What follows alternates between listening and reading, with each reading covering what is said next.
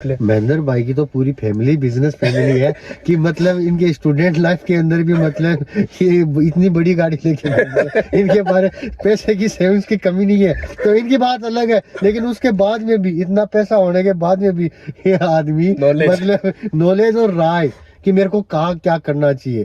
जिसके पास जितना पैसा होता है उतना कंजूस होता है। ये बात एकदम सही भी है। कंजूस की नहीं यार, लाख रुपए कमाए तो ऐसे नहीं अभी मैं की बात अभी है। लगाऊं और उड़ जाए एकदम से।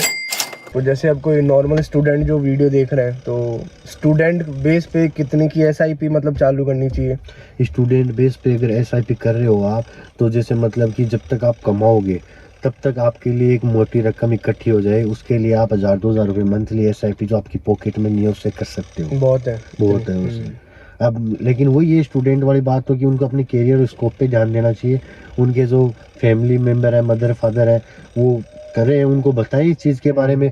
और अपने जैसे फाइनेंशियली मैनेजमेंट काउंसिल से राय लें, अगर नहीं है तो ढूंढे।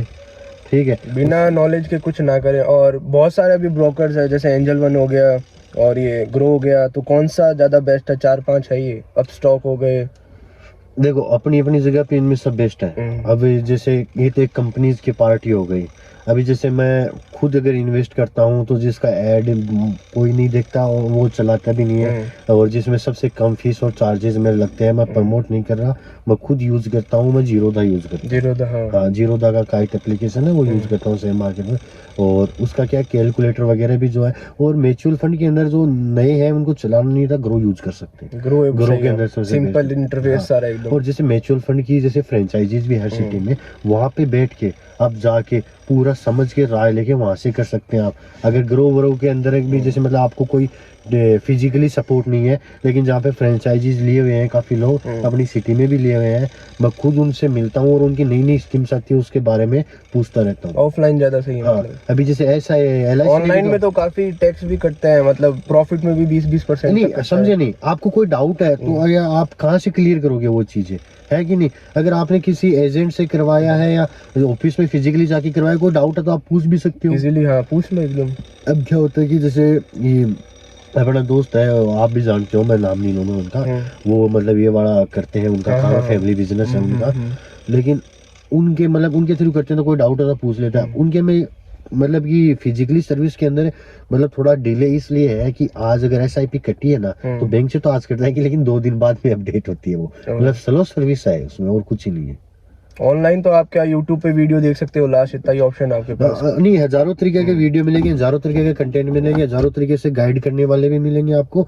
लेकिन मैं ये नहीं बता रहा कि मेरी मानो या किसी और की मानो, लेकिन पैसा आपका है। पैसा आपका है, आपको कहाँ इन्वेस्ट करना आपकी मर्जी चलेगी। अगर आया तो आपका है, डूबा तो आपका है।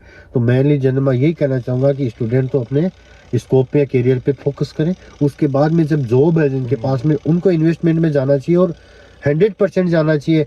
10-15 साल बाद के अंदर आपके पास अच्छी खासी सेविंग्स होगी, और जो आपकी अगर एक्टिव इनकम भी 50,000 है, और अगर आपके पास में सिस्टमेटिक विड्रॉल प्लान के लिए पहले स्टेक की हुई मनी है, तो आपकी ऑटोमेटिक अर्थव्यवस्था में मतलब दुगुना सुधार आ जाएगा। सेविंग तो करनी चाहिए। 5-10 साल बाद में आपके पास इकट्ठे पैसा है तो क्या दिक्कत है? एक चीज बताऊं कि जैसे मतलब सुकन्या वगैरह बहुत सारी स्कीमें चल रही है, वो ठीक है, लेकिन वो लोग करवाते हैं जिनको मतलब जैसे एफडी कौन करवाते हैं, जिनको किसी चीज पे भरोसा नहीं है, बैंक से करवा दिया। बैंक से ठीक है। और वो पुराने लोगों के ख्याल है, वो नई जनरेशन आ रही है, उनको इन चीजों के बारे में थोड़ा बहुत नॉलेज भी और इनमें करना भी चाह रहे हैं। तो मैं उनको ये बोलूंगा कि जैसे मतलब शादी हो गई, उसके बाद में जैसे मतलब बच्चों का फ्यूचर है वो सेट करना, अभी तो छोटे इतने नहीं लग रहे, उसके बाद में उनकी शादी भी करनी है, सेटल भी करना है।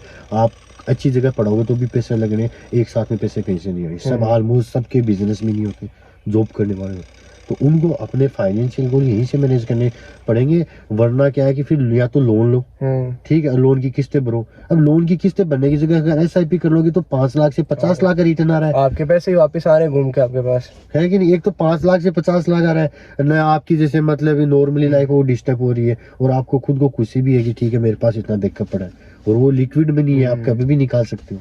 और जैसे ऑफलाइन कोई एसआईपी करना चाहिए, म्यूचुअल फंड हो गया, तो कौन सा सही रहेगा?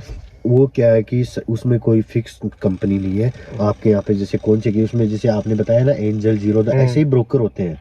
अब उसमें हर मतलब जैसे म्यूचुअल फंड के मतलब उनमें ऑप्शन रहता है, उसमें नहीं कि उसी कंपनी में करना है, वो तो एक ब्रोकर रहते हैं, आपका पैसा लगाना है और निकालना जब चाहिए वो आपको स्कीम वगैरह समझाए, कोई प्रॉब्लम आई उसका सॉल्यूशन कर दिए, जैसे मतलब नॉमिनी आपकी मतलब कुछ हो गया तो नॉमिनी को पैसा दिलवाना, वो सारी प्रोसेस हो जाती है उनके साथ। जैसे LIC वगैरह में हाँ हाँ, जैसे एजेंट वगैरह हो गए ना, उस तरह से काम होता है इसके अंदर, और मैं वो चीज सबसे बेस्ट हूँ ऑफलाइन वाला। हाँ, कि जैसे मतलब आज नेटवर्क भी नहीं है, पैसा भी नहीं दिखा है ना, तो फोन कर लेते भाई मेरा पैसा नहीं दिखा पढ़ा कहाँ है? समझ नहीं। अब जैसे आप स्टूडेंट हो या कोई पढ़ा लिखा है वो तो कर लेगा, जिसको पढ़ा लिखा नहीं है उसको कहाँ से नॉलेज मिलेगी, उसको मोबाइल नहीं चलाना वो कहाँ से करेगा। सही है। उनके लिए एजेंट का ऑप्शन सबसे बेस्ट है।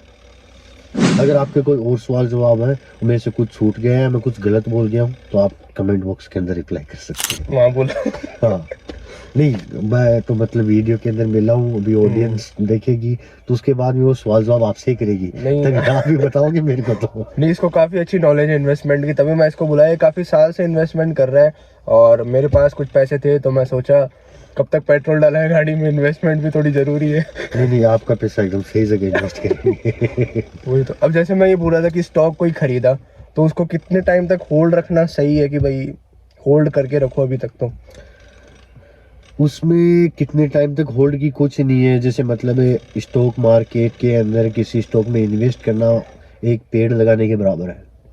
अगर आपने पेड़ लगाया तो वो फल कब तक देगा, आज पेड़ लगाया मैं पूछूं वो फल कब तक देगा, उसका तो कोई वो नहीं है। आपकी पीढ़ी आएगी उसको देगा। ठीक है, जैसे मैं इसमें मतलब मेरा कोई रिश्तेदार है, उन्होंने मतलब कि जिस टाइम पे 1995 के लगभग मतलब 1995 के लगभग उन्होंने मतलब एक स्टॉक मार्केट में थोड़ा थोड़ा इन्वेस्ट करना स्टार्ट कर दिया था, तो 2007-8 के लगभग उन्होंने MRF में होल्डिंग की थी और अभी भी उनके पास होल्डिंग पड़ी है। अब देख लो MRF के अंदर, अब उन्होंने अपने लड़कों को मुंबई के अंदर दोनों को अलग अलग कंपनियां खोल के दे दी, इतना पैसा बन गया और अभी भी उनकी स्टॉक मार्केट में होल्डिंग्स पड़ी है।